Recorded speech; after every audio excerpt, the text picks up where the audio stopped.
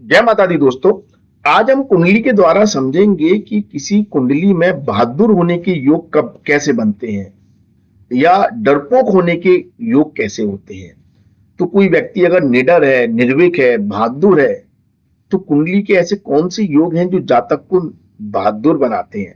आप अपनी कुंडली, अपने बच्चों की कुंडली या किसी भी की भी कुंडली देखकर ये बहुत आराम से पता लगा सकते हैं। हम इसको बहुत सिंपल तरीके से आपको बताएंगे। देखिए, जब आप अपनी कुंडली खोलेंगे तो आपको ये लगन कुंडली मिलेगी अपनी। ये जो कुंडली होती है इसकी लगन कुंडली कहते हैं, ठीक है।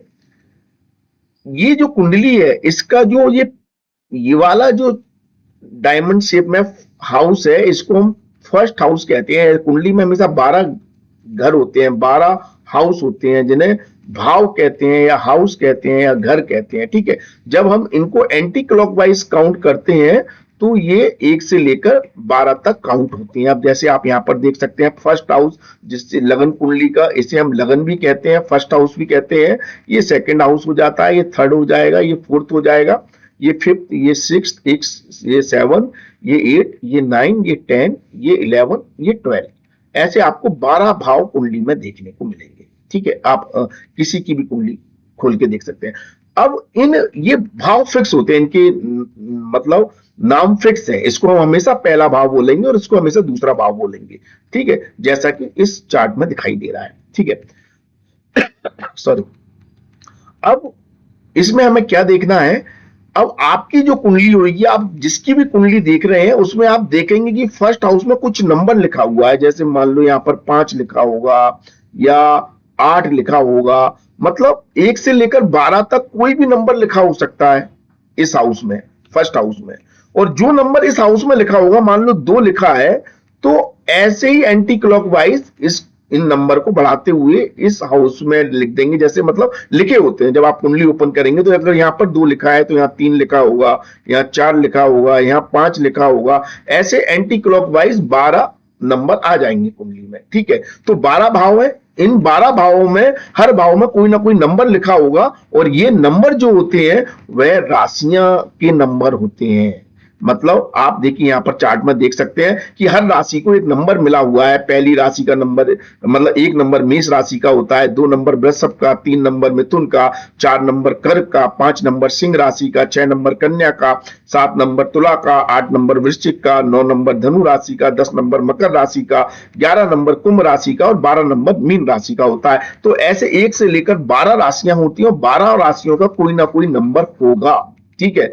जो नंबर इस लगन में, मतलब फर्स्ट हाउस में लिखा होगा, वो उसकी लगन कहलाएगी। जैसे यहां पर मैंने 1 लिख दिया तो मतलब ये मेष लगन की कुंडली हो गई। अगर हम बात करें तो यहां पर अगर मैंने 5 लिख दिया तो ये सिंह लगन की कुंडली हो गई, क्योंकि 5 नंबर सिंह राशि का है। अगर यहां पर मैंने 9 लिख दिया तो ये धनु लगन की कुंडली हो गई, क्योंकि यहां पर 9 नंबर राशि किसकी है, धनु है।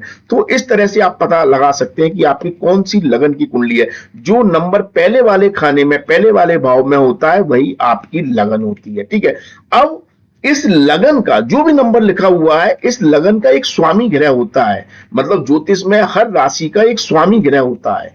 अब जैसे यहां पर आप चार्ट में देख सकते हैं, पहली राशि मेष राशि और 8 नंबर की राशि, इन दोनों राशियों का स्वामी ग्रह, ये मैंने रेड लाइन से यहां पर मार्क किया है, इन दोनों का स्वामी ग्रह मंगल ग्रह होता है, ठीक है। तो अगर मेष राशि या मेष लगन है, मेष लगन या वृश्चिक लगन है, मतलब पहले खाने में 1 नंबर या 8 नंबर लिखा हुआ है, तो मेष या वृश्चिक लगन होगी और उसका स्वामी ग्रह मंगल होगा। उसी तरह अगर पहले खाने में 2 नंबर या 7 नंबर लिखा हुआ है, मतलब वृषभ राशि या तुला राशि है पहले खाने में, तो उसका स्वामी ग्रह शुक्र होगा, ठीक है। तो 2 नंबर राशि और 7 नंबर राशि का स्वामी ग्रह शुक्र होता है। इसी तरह 3 और 6 नंबर की राशि का स्वामी ग्रह बुध हो जाता है, जेमिनी और विर्गो राशि का। कर्क राशि का स्वामी ग्रह एक ही होता है, चंद्रमा। सिंह राशि का स्वामी ग्रह एक ही होता है, सूर्य। एक ही राशि का मतलब स्वामी ग्रह होते हैं चंद्रमा और सूर्य। चंद्रमा और सूर्य को छोड़कर सारी ग्रह 2-2 राशियों के स्वामी होते हैं। गुरु होते हैं धनु और मीन राशि के स्वामी ग्रह, और शनि हो जाते हैं मकर और कुंभ राशि के स्वामी ग्रह। तो ऐसे आप समझ सकते हैं कि आपके पास कोई भी कुंडली होगी। अब जैसे मैं बता दूं, मेष लगन की कुंडली 1 नंबर नंबर लिखा है, मंगल इसका स्वामी ग्रह हो जाएगा।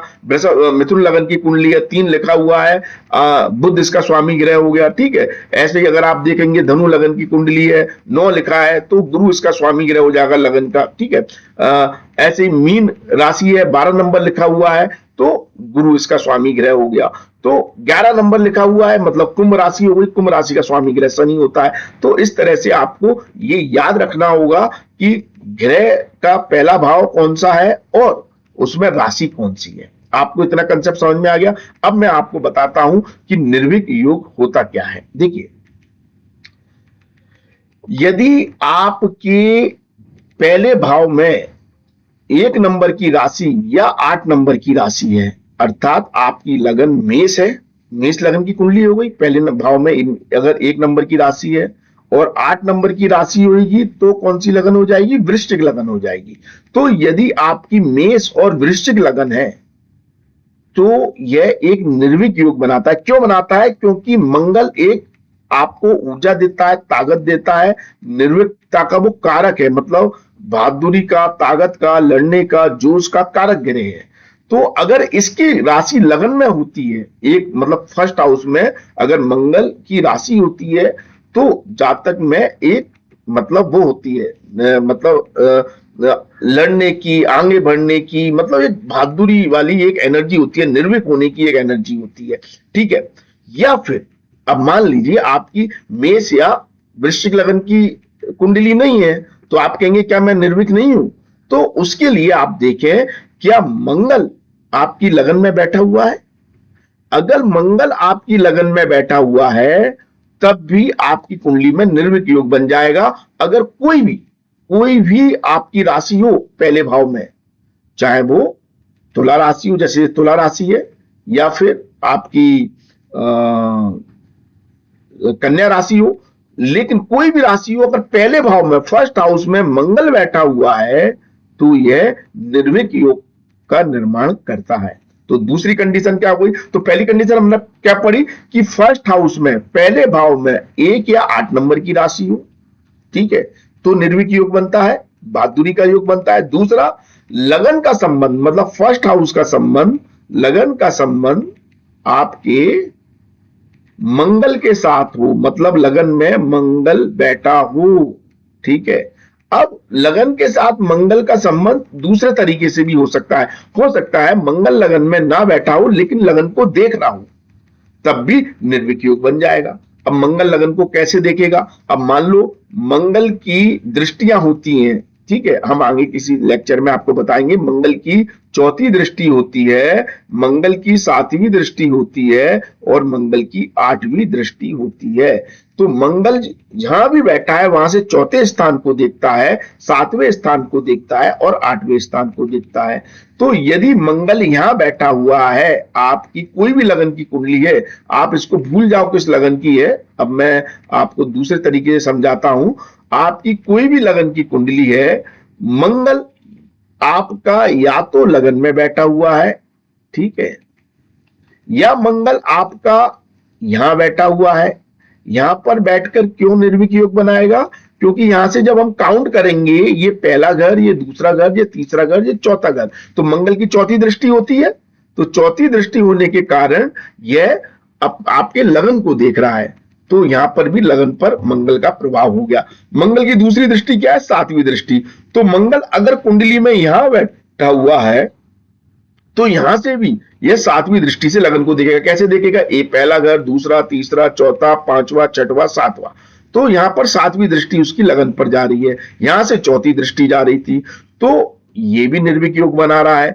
अगर मंगल यहां बैठा हुआ है 6ठे भाव में, ये 6ठा भाव है कुंडली का, राइट, तो यहां से अगर काउंट करेंगे पहला, दूसरा, तीसरा, चौथा, 5वां, 6वां, 7वां, 8वां, मतलब यहां पर भी मंगल लगन से संबंध बना रहा है। कहने का तात्पर्य है कि जब भी मंगल लगन को देखता है या लगन में बैठा होता है या मंगल की राशि लगन में होती है, 4 सूत्र निकल कर आए। या तो मंगल की राशि, ये लगन मतलब फर्स्ट हाउस में या तो मंगल की राशि हो, 1 या 8 नंबर की राशि हो, या मंगल लगन में बैठा हो, मार्स किसमें? फर्स्ट हाउस में बैठा हो, या मंगल मार्स को देख रहा हो, उसकी दृष्टि हो, एक सात, वो 4 7 8 के द्वारा 4 7 या 8 के द्वारा उसकी लगन पर दृष्टि हो तो मंगल का संबंध लगन से बन जाता है। तो ऐसी स्थिति में निर्विक योग बन जाता है। अब एक स्थिति और है, एक स्थिति क्या है,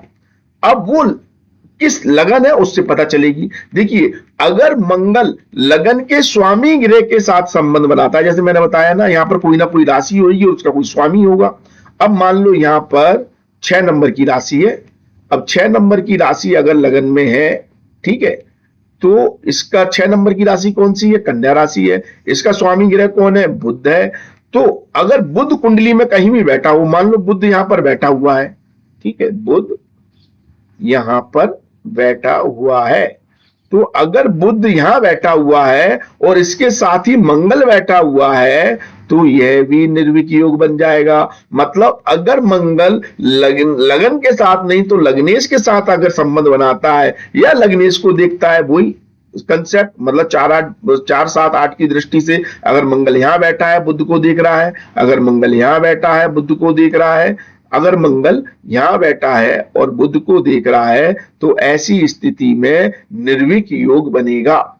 ठीक है, तो सारे सूत्र क्या निकल कर आए, सारे सूत्रों में यह निकल कर आया कि यदि लग्न या लग्नेश, या तो लग्न या लग्नेश के साथ मंगल का संबंध होता है, मंगल कैसे भी लगन को देख रहा हो, लग्नेश को देख रहा हो, या लगन में बैठा हो, या लग्नेश के साथ बैठा हो, या लगन में मंगल की राशि हो, या लग्नेश मंगल की राशि में बैठा हो, इन सभी कंडीशन में जातक के अंदर एक मंगल की ऊर्जा होती है। जातक साहसी होता है, पराक्रमी होता है, निडर होता है। और यही चीज हमें किसकी, सरदार वल्लभ भाई पटेल की कुंडली में देखने को मिलता है। अगर हम सरदार वल्लभ भाई पटेल की कुंडली देखेंगे तो हमें पता चलेगा वह मेष लगन की कुंडली है, उनकी लगन में ही मेष है। तो लगन, मेष लगन की होने से मंगल की एनर्जी लगन में आ गई। दूसरा, उनका जो मंगल है वो उच्च का होकर बैठा है। ये भी आपको अगर नहीं मालूम तो समझ में नहीं आएगा।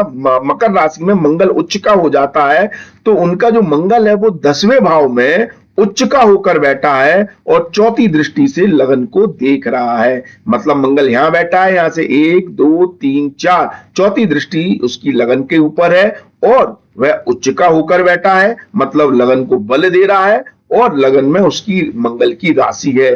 तो इसलिए सरदार वल्लभ भाई पटेल को हम लोहा पुरुष के नाम से जानते हैं, क्योंकि वो बहुत निडर थे, बहुत बहादुर थे। उन्होंने अब सारे देश को एकजुट कर दिया, जो राजतंत्र था उसको खत्म किया और एक लोकतंत्र में उनका बहुत बड़ा योगदान रहा। उन्होंने सभी राजाओं को मर्ज किया, सभी स्टेट को मर्ज किया और हमारा एक भारत देश, मतलब लोकतंत्र के रूप में एक भारत देश का निर्माण किया।